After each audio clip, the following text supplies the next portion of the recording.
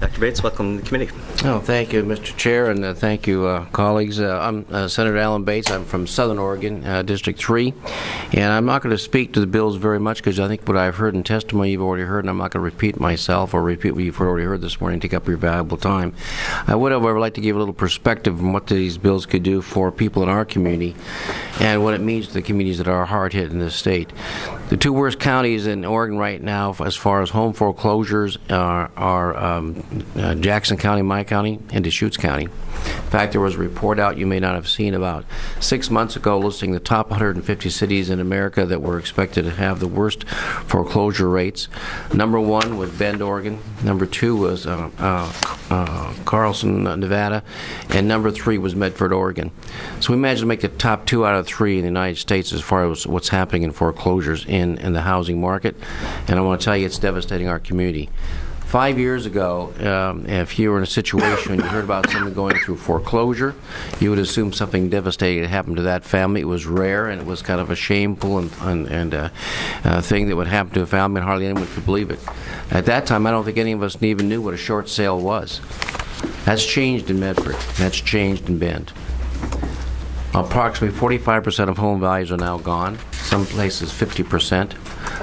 You can't go through a community in Medford without seeing foreclosure signs up and for sale signs up. When you talk to the people who have gone through this, it is unbelievable.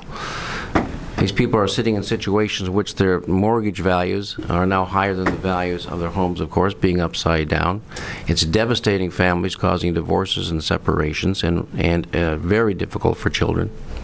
I see it every day in my medical practice, and the stress on these people is unbelievable. Even with jobs coming back, we're not resolving this issue. And the stories I hear from the banks are the ones you've already heard. People told to stop making payments, we'll work with you on this. People told to keep making payments, we'll work on this. And while that conversation is going on, they suddenly get a foreclosure notice a year later and are out of their house in 90 days. Happens over and over again. And I don't care what the bankers tell you, that's exactly what happens. And you're going to hear probably testimony saying that doesn't happen, but in fact it does. Calling banks up and saying, I'd like to work this out with you if I could, and getting the runaround trying to talk to anybody. Forget about mediation. Forget about notification. It doesn't happen. It just doesn't happen. And you might hear all kinds of stories it does, but in fact it doesn't happen. I will give credit to our local banks for doing a pretty good job. Rogue Valley Credit Union, as an example, not only talks to its people and tries to work with them, but has for the last 2 years put a seminar on about twice a month at night when they hire attorneys to come in and tell people what their rights are and try to work through these issues with them.